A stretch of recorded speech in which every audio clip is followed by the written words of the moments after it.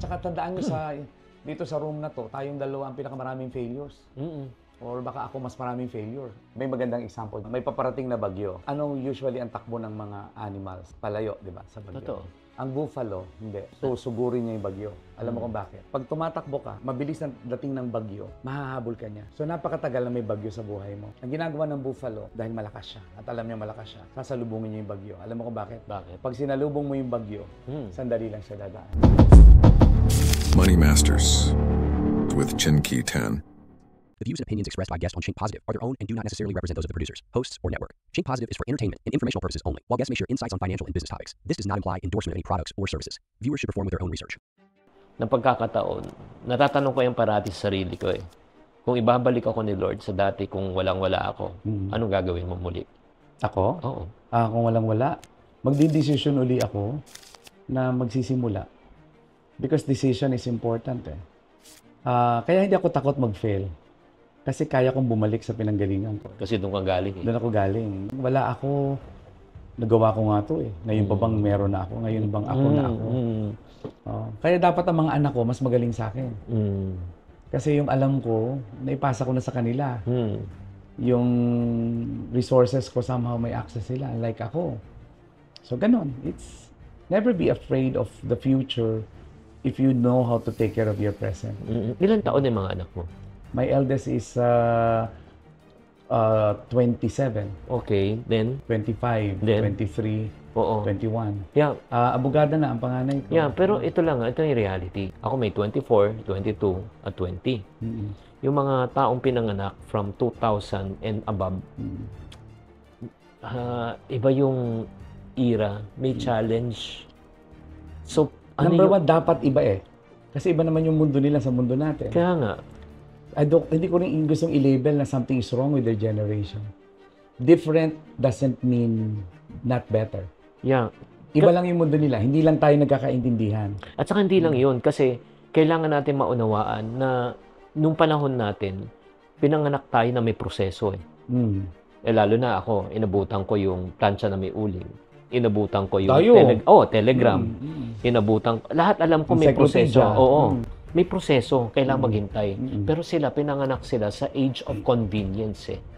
Instant mommy, instant coffee, instant noodle, instant messaging, Instagram, mabilis lahat. So minsan nagkakaroon sila ng convenience and comfort. So paano mo tinitrain ang anak mo na matanggal sa ganitong posisyon na sabihin na hindi. Ito yung tinatawag na situation, pero hindi yan ang realidad ng buhay na meron ding pagsubok at pagdadaanan. Number one, hindi ko kino-compare yung generation nila sa generation ko. There's no point to compare. Okay. Number two, I don't label their generation as wrong. Okay. Because that's their reality. What is not reality is their reality is not a reality. So paano nga? Just take it as it is, but immerse them in the core values of life. Ano ba, pag alam nila yung universal values, kahit pa may bilis ang buhay, okay yun eh. Yung justice, yung equality, resilience, yung mga ganong core values. Okay. Pag nasa kanila yon, yung kindness, yung generosity, pag naturo mo sa kanila yon, kahit pa mabilis o mabagal ang buhay, pareho yon. Galing. Yun lang yon. Kasi alam mo, the more we resist, and the more we compare them with our generation and their generation, the more they don't understand. Remember, seek first to understand, then to be understood. There's nothing wrong na mabilis.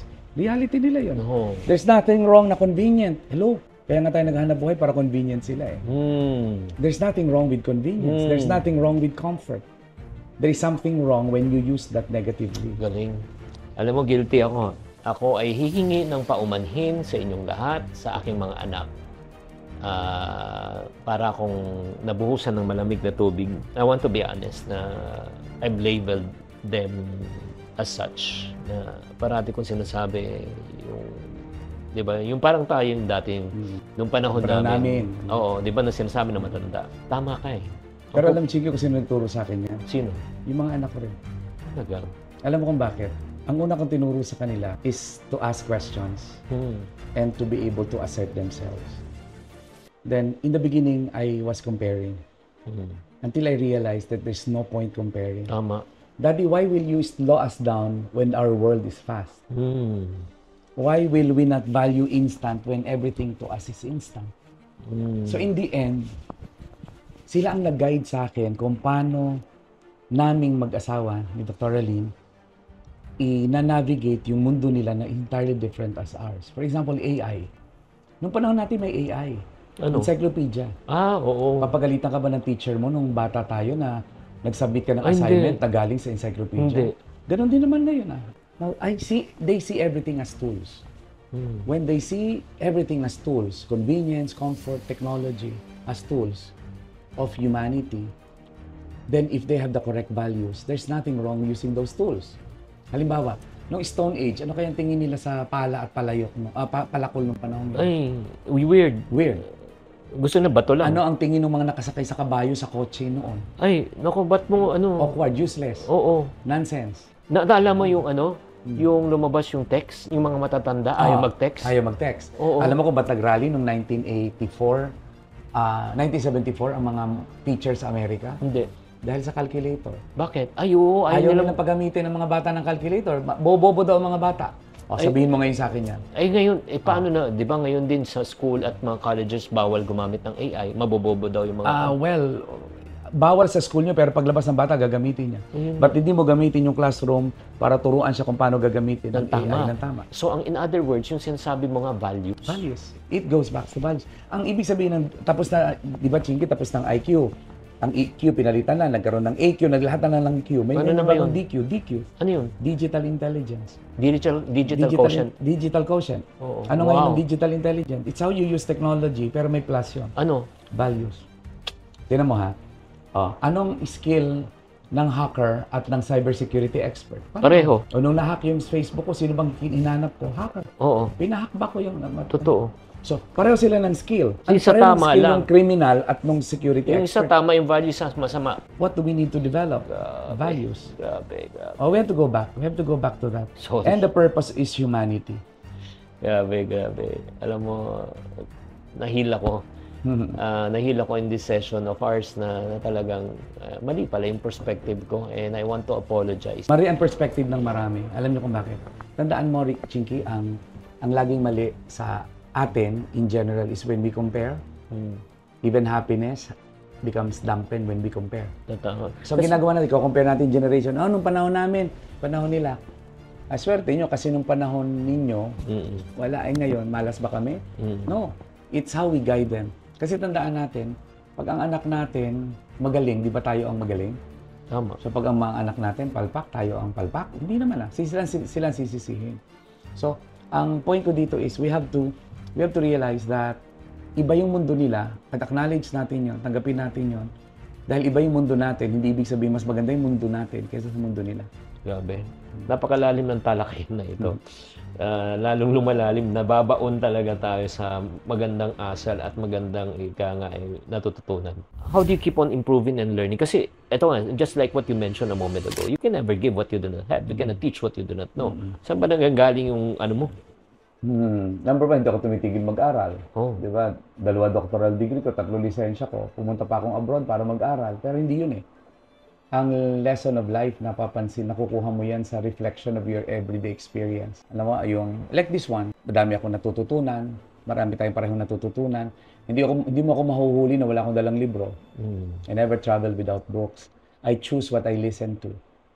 The podcast I listen to.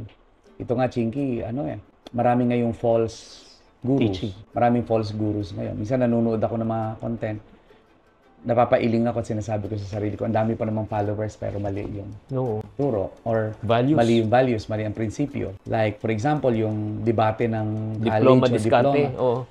Sa akin nag-umpisa yung tanong na yan, pero masarap lang sabihin pwede ang diskarte kung wala kang diploma.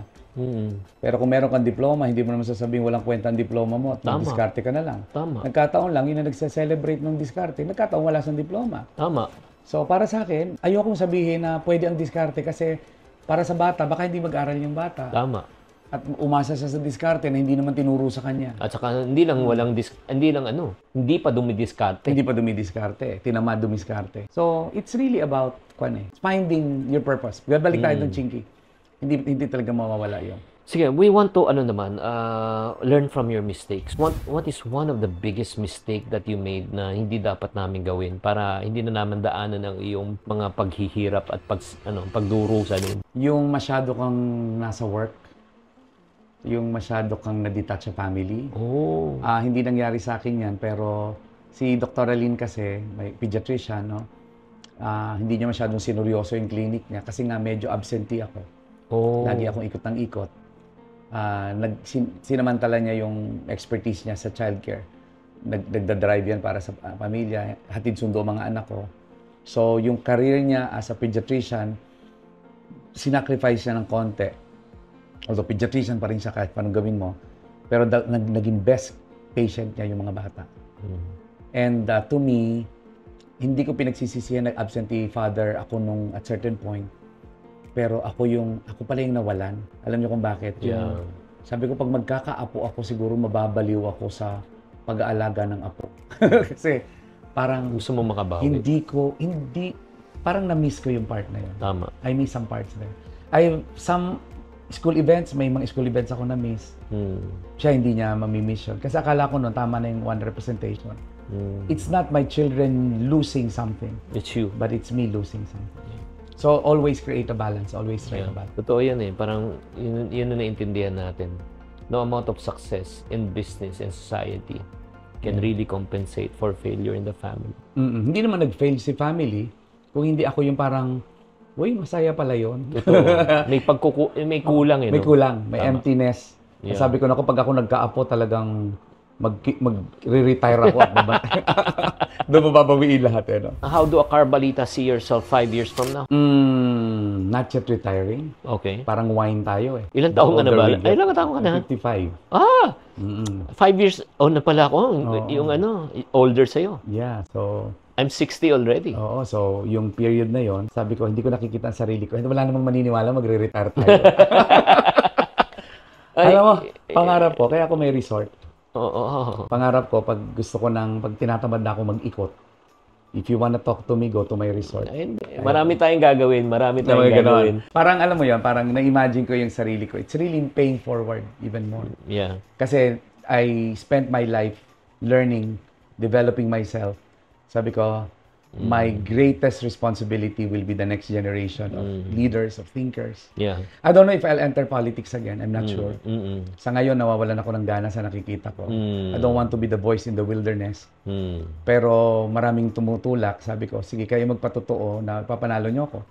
Pero pag hindi ko naramdaman yan, mas masarap ang buhay ng pribado. At hindi pa kailangang mabahiran yung sarili ko ng dumi ng nasa politika. So, ayun. Pero ang pinakamasarap thinking, imagining sa future is yung anak mo. Yeah. I think our biggest legacy is our children. Yeah, ito naman yung sa ano may papayo mo naman sa mga young entrepreneurs na 'di ba, gustong maabot din kung ano man ang naabot mo. Be yourself. Find what you do best that you enjoy most and use technology. 'Di ba? Yun ang importante. After all, the language of your time is technology. Kami hindi na 'yan. Oo. Pero sa inyo na 'yan. And anchor yourselves on the social purpose of your business because that's going to be the next differentiator. Yeah, so focus on what you're good at, be the best at what you're doing, at the same time use technology. And then yung values mo. Yung values. Yung the purpose. Social purpose. At saka the social purpose. Hindi sila bibili ng kape sa future kasi masarap yung kape mo kasi tumulong ka sa farmer. Hindi sila kakain ng pagkain mo kasi masarap ang pagkain mo. Kasi yung pagkain mo, mababa ang carbon footprints. Ganon ang future. Wow. Okay, Boy Abunda style, fast talk naman po. Dr. Carbalita style. First thing you do when you wake up? Say, thank you, Lord. Okay, hard work, smart work. Smart, don't work hard. Favorite tool sa na ginagamit mo ngayon sa business? My cell phone. Okay, solo, founder, or you want a team? I'm a team worker, but I founded what I have right now. Save or invest? Of course, invest. Sell or build? I will build. Okay, morning or night person? I'm a night person. Most used word in your meeting? You. Why you? Because I make people accountable. Okay. Describe yourself in one word. Purpose. Biggest risk you've ever taken? Mary. Yeah, Totoo yan. Because that's Totoo family. yun. Totoo yun. Totoo yun. It can be heaven on earth or hell on earth. Yeah, it's the biggest responsibility you can ever take. Nako, if you can have dinner with one entrepreneur, local muna, who will it be? Ramon Ang. I have not had dinner with Ramon Ang. The rest I have had. Ay, shout out na. Shout out Ramon Ang. Oo. Looking for you. Oh, sige, Dinner sige. tayo. Okay. International. Elon Musk. Bakit? I want to discuss kung bakit passionate siyang magpalipad ng rocket to Mars. So, right now, Dr. Carl, grabe, he wears so many hats.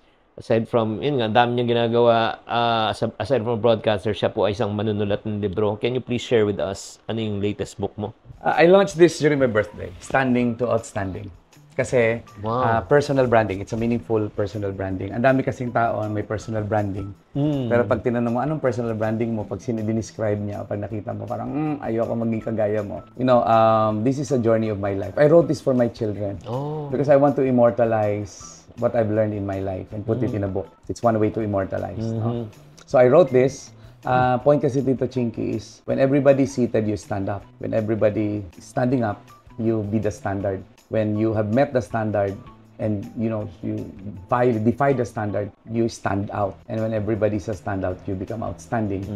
So yung journey na yon, gumawa ko ng framework, nilagay ko dito. Wow. Boy Abunda wrote the prologue of this book, and there are so many testimonies, but it's about how I use my life principles in the book. And when you're outstanding, by the way, ang purpose ko ng outstanding, ang dulo nun is prosperity. It's living your purpose. Yeah. Because God gave us gifts as radar for our purpose. But tayo ginawa magaling magsalita because this is our purpose. So, one word to describe that book. Branding. Who should read the book? Those in search for meaning. Those who are in search for life purpose. And where can they get a copy? Shopee for now, Okay. because I am prevented from putting in local bookstore because this is published in Singapore. So, kailangan mauna international, but already available in Shopee. Ay, ang tanong, magkaka-copy ba ako niyan? Of course, this is yours. Ay, This is grabe. Chinky Tan's copy. Oo. This is your copy. Alam mo, timing na timing, guys. Ito talagang, I think this is providential at the same time, timing. Because right now, as a matter of fact, I'm doing a personal branding accelerator. Meron akong 11 students right now na kino-coach ko to help to create their personal brand. Honestly, ito lang, if there's one project study or case study that I would like to really talk about, yung case study ni Dr. Carl Balita. Sobrang galing niya sa personal branding, marketing, and selling. Di ba? Yeah. Ang galing. Honestly, ako natuto lang naman ako dito. Di ba yung parating sinasabi mo, ano yung tawag mo sa mga, yung mga entrepreneur at entreprenay. Yeah. Di ba? Entrepreneur tawag mo Yeah. Ang tawag sa kanila, kaiponaryo. I've learned that from you. Yeah.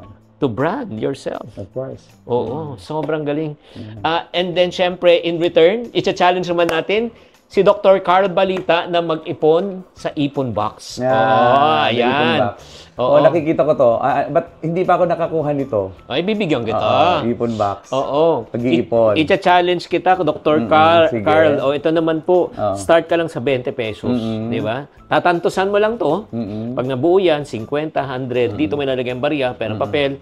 At dito, makikita mo may start date, end date, at huwag mo kakalimutan para Saving saan. for. Alright. Oo. Alam mo ba, itong Beautiful tool. smart technology to. Alam mo yung smart? Specific, measurable. Measurable. Specific para saan? Yes. Measurable, may amount. Achievable, readable, and then may time bounded. Yeah. Next. Gagawin ko smarter. Ano? Kasi it's going to be exciting. Bakit? At saka? Rewarding. Galing yun, naman. yun, Isa pa, yung ipon cards. Ipon cards. Ipon cards naman, i-challenge ko rin to. Ang gagawin naman natin dito, ito naman, para maging gamification, everyday pipili ka lang ng isang card. Pili tapos, ka. Pipili ako. Sabi basa. dito ay 1,000 peso challenge. Maghulog ng 1,000 sa iyong ipon box para makumpleto. Maghulog ako ng 1,000. Nice. Yun ang challenge mo everyday. Tapos, tapos pipili ka lang. That's yours also. Very nice. Brilliant. Wow. Thank you for creating this for the Filipinos, Chinky. You know what? Kailangan to ng mga teachers, ha? Dahil hindi ako naniniwala na yung mga teachers maraming utang. Ang pinapaniwalaan ko lahat ng Pilipino, maraming Pilipino, maraming utang. Nagkataon lang yung teachers, madali yung hanapin kasi alam yung school niya. Totoo. Mataas ang social, social collateral ng teacher. Kaya na-single out si teachers. Pero kailangan, minsan mag-talk ka sa mga Hindi, teachers. usap tayo. Also, Carl, where can they find you? Anong social media? Carl E. Balita in Facebook. You can message me there. I'm very active in social media. Of course, my email, Dr. Carl Balita, drcarlbalita@yahoo.com. Hindi pa nagbago yun. And you can see any of my branches nationwide and worldwide. Message me. Madali naman For magkahanap. ano na ngayon? Teachers and nurses? Diba? Teachers, nurses, criminologists, and Wow, more. nag-expand ka na. 30 plus programs. Wow, ang galing-galing. Dating nurse lang, di ba? Dati nursing, nagpuntang education. Wow, galing. Of course. So that's guys, the way to go. there you have it. Again, I will encourage you to check this out. Itong book na ito. Marami akong natutunan kay Dr. Carl Balita nung magkasama ka sa programa ngayon, lalo na. Yun nga. Ito, I think this is a testament. Ang daming laman na ito, walang AI to, di ba? Ika nga, ikausap natin tunay na tao. So maraming salamat. May pakiusap lang ako, Chinky. Oh, go ahead. Piliin nyo yung papanoorin nyo at papakinggan nyo. Some of those you listen to are not teaching the best lessons. And I should say that Chinky Tan is one of the persons you should really... Ay, maraming I'm not salamat. saying, hindi ko dinidemean yung iba. Hindi ko sila minimenos. Kaya lang, it's not enough na nandun. Maging critical. Magkaroon din tayo ng critical thinking. Yun ang problema sa social media. No, masyado niyang binubuksan para sa lahat. And choose carefully who you listen to. Yung piliin mo, pareho kayong values. Yeah. Di ba? At tandaan lang, ang litmus test dyan, Chinky, is if it's making you a better person, then keep watching. Yeah. Maraming salamat, guys. There you have it. Kung may mga nagustuhan kayo, comments, please type na lang sa comment section. At para sa mga taong talagang gusto talagang mabago ang iyong financial life, alam na this. Join and subscribe this channel. Tatandaan, tamang karunungan, tamang disiplina po ang susi sa pagyaman. Lumaki ako na sinasabi sa akin palagi ng magulang ko, mahirap ka. Kung ililibre mo kaming mga anak, kahit na wala yung magulang namin, sa isang restaurant, at kahit na sabihin ng host ko, order anything, I will not order anything. I will always order the cheapest on the menu. I was earning so much when I was in college. I was earning... College ka nun? College. 10,000 a month. Malaki yun? Malaki! A question, during that time na kumikita ka ng 10K, nakakaipon ka ba? Hindi. Siyempre hindi. After maybe about 4 or 5 months of doing it, kinausap ako ng boss ko, si Maria Reza. Mr. Atienza, I know exactly what you're doing. You are using news and current affairs for exposure because you want to run for office. If you decide to go for politics, there's nothing wrong with that. Yeah. But you have to stop. But you know, I talked to my dad. Sabi niya, Kim,